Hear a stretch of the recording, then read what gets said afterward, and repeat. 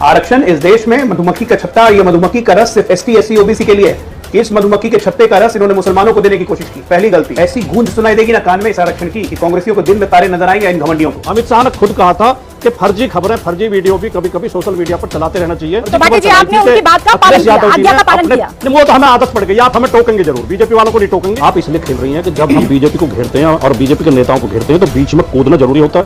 जब ये हम आरोप लगाते हैं जब तो कोई एंकर नहीं कूदता। बदतमीजी मत कीजिए, कूदना उछलना आपका काम होगा, मेरा नहीं। तमीज के दायरे में रहकर जो बात कहनी है कहिए और ये अपना चश्मा निकालिए। मैं इस बदतमीजी भरी डिबेट में कतई नहीं बैठूंगा। Okay bye sir.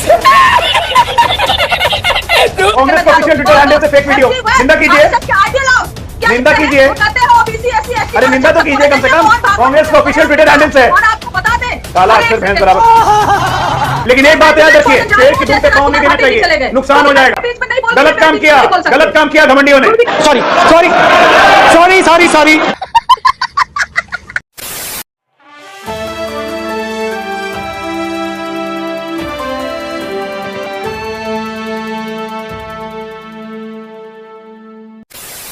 Ajay Alok ji, शुरुआत आपसे।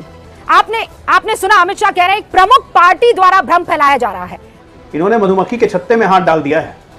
आरक्षण इस देश में मधुमक्खी का छत्ता, ये मधुमक्खी का रस सिर्फ एसटी, एससी, ओबीसी के लिए है, सबके लिए नहीं है। पहली गलती इन्होंने की कि इस मधुमक्खी के छत्ते का रस इन्होंने मुसलमानों को देने की कोशिश की। पहली गलती। बात तो सही है। दूसरी गलती, एक गलत नैरेटिव सेट किया कि अमित शाह जी कह रहे हैं आरक्षण समाप्त कर देने। अमित शाह जी ने खुले मन से छाती ठोक के कहा है मुसलमानों का 4% आरक्षण समाप्त करेंगे क्योंकि ये संविधान के विरुद्ध है, धर्म के आधार पर आरक्षण नहीं दिया जा सकता है। ऐसी गूंज सुनाई देगी ना कान में इस आरक्षण की कि कांग्रेसियों को दिन में तारे नजर आएंगे इन घमंडियों को। क्या बात है सर, क्या बात है सर, क्या बात, ये बात है। राजकुमार भाटी जी, शुरुआत आपसे कर रही हूँ। पहली बात तो फेक वीडियो या जोड़ तोड़ करके वीडियो चलाना बिल्कुल अनैतिक भी है और गैरकानूनी भी है। ये किसी भी तरह दृष्टिकोण से इसका समर्थन नहीं किया जा सकता, उचित नहीं है। लेकिन इसकी ट्रेनिंग खुद अमित शाह जी देते हुए घूमे पूरे देश में। ये जो उपज है, ये जो तरीका सिखाया है, ये अमित शाह जी ने और भारतीय जनता पार्टी ने देश को। 2018 का शायद वो वीडियो आपने जरूर सुना होगा, कोटा में बीजेपी आईटी सेल को संबोधित करते हुए अमित शाह ने खुद कहा था कि फर्जी खबरें, फर्जी वीडियो भी कभी कभी सोशल मीडिया पर चलाते रहना चाहिए। उनसे चुनाव में लाभ होता है, मनोरंजन होता है और कभी कभी डर भी पैदा होता है। और उन्होंने कहा था कि हमारी यूपी की आईटी सेल ने ये फर्जी खबर चलाई थी कि अखिलेश यादव जी ने अपने।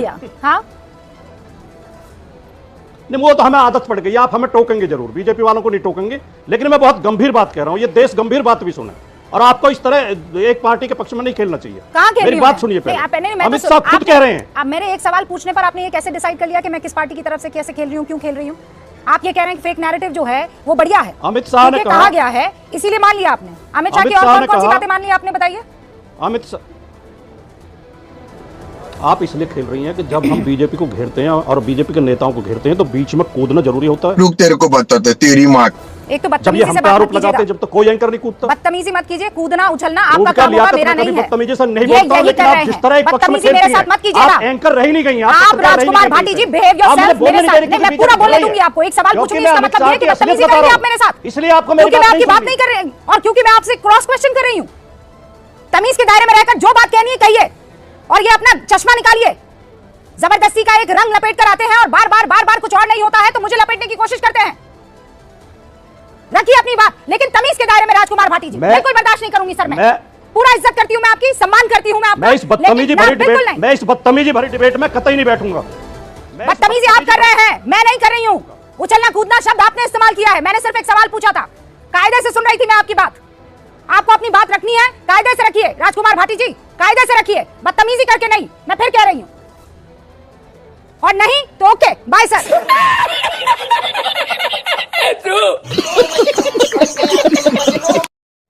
अभी महिलाओं की इज्जत को लेकर बड़े बड़े झंडे बुलंद कर रहे थे आप लोग।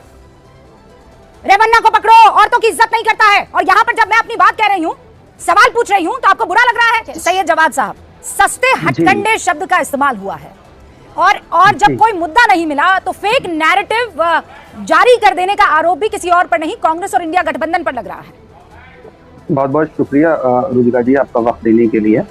एक राहत इंदौरी का बड़ा मशहूर शेर है कि झूठों ने झूठों से कहा है सच बोलो, झूठों ने झूठों से कहा है सच बोलो, सरकारी ऐलान हुआ है सच बोलो। और पार्टी के अंदर झूठों की एक मंडी है, पार्टी के दरवाजे पे लिखा है सच बोलो। इनके आईटी सेल के अध्यक्ष अमित मालवीय ऐसा ऐसा झूठ बोले हैं किसान आंदोलन को लेकर के, शाहीन बाग आंदोलन को लेकर के, कांग्रेस को लेकर के, पंडित जवाहरलाल नेहरू जी को लेकर के, और अभी जिस इंसिडेंट का जिक्र राजकुमार भाटी जी कर रहे थे, उसी इंसिडेंट का जिक्र दोबारा दोहराता हूं कि खुद माननीय गृह मंत्री जी ने कहा कि उनकी आईटी सेल इतनी बड़ी है कि झूठ भी फैलाती है, डर भी पैदा होता है, तमाम चीजें होती है। लेकिन हैरत की बात है, और माननीय प्रधानमंत्री जी कांग्रेस के मैनिफेस्टो के ऊपर जब झूठ फैला रहे थे, जब मुद्दों पे चुनाव नहीं लड़ पाए इन 10 साल के कार्यकाल के ऊपर, आप मानते हैं ना कि आपने देश के अंदर नोटबंदी करी है, हमको वोट दो, हमने जीएसटी नाफिज करा है, हमको वोट दो, हमने अग्निवीर जैसी योजना लेकर के आए, हमको वोट दो, हमने महंगाई कम करी है, हमको वोट दो। तेरा तो गेम बजाना पड़ेगा। रुको जरा, सब्र करो। सैयद जवाद कह रहे हैं कि फेक नैरेटिव के मास्टर तो आप लोग हैं, जब आप करें तो अच्छा। अगर अमित शाह जी ने ऐसा कहा आईटी सेल में, और अगर हमने फेक नैरेटिव चलाया, तो आपको क्या हाथ में लकवा मार गया था? जाते पुलिस स्टेशन में कंप्लेन करते हमारी, जैसे हमने की दिल्ली पुलिस में। अगर हम अपने ऑफिशियल ट्विटर हैंडल से अगर कोई फेक नैरेटिव या फेक वीडियो चलाते हैं, तो आपको किसने कहा था कि घर में बैठे रहो, पाए करते रहो कि फेक नैरेटिव चला रहे हैं? शिकायत क्यों नहीं की हमारी पुलिस में? अपने ही राज्य में पुलिस से शिकायत कर देते, मना किसी ने किया था? अब घड़ियाली आंसू बहा रहे हैं। दूसरी बात, आप लोग क्या बात कर रहे हैं, वोट मांगोगे इस बात पे उस बात पे? अरे नोटबंदी के बाद, जीएसटी के बाद वोट मांगा 2019 में 303 लाए, और 2024 में वोट मांगेंगे 370 लाएंगे। और दूसरी बात, आप लोग किस बात पे वोट मांग रहे हो? किस बात पे? अरे एक मिनट, किस बात पे आप लोग वोट मांग? आप लोग बीच में नहीं सुनिए, किस बात पे आप लोग वोट मांग रहे हैं? घमंडिया लोग किस बात पे? बीच में मत बोलिए ना, बीच में क्यों बोल रहे हैं? घमंडिया लोग किस बात पे वोट मांग रहे हैं? बिहार में तेजस्वी यादव घूम घूम के वोट मांग रहे हैं कि लालू यादव मेरे पिताजी को कोर्ट ने भ्रष्टाचारी सजा दे दी, लेकिन मुझे वोट दो।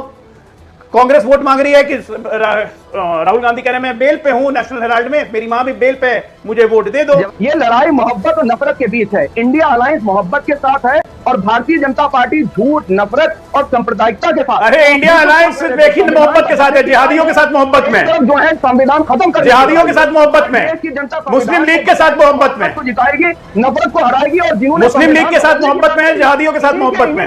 हम ये राजनीतिक लड़ाई तो लड़ सकते हैं, पर प्लीज आप इस बात को समझिए कि ये जो एआई का इस्तेमाल हो रहा है, ये कितना खतरनाक हो सकता है कंचना जी, कितना खतरनाक हो सकता है। मतलब कुछ भी कोई भी करवा सकता है, आप सोच नहीं सकते, आपकी रूह फाख्ता हो जाएगी।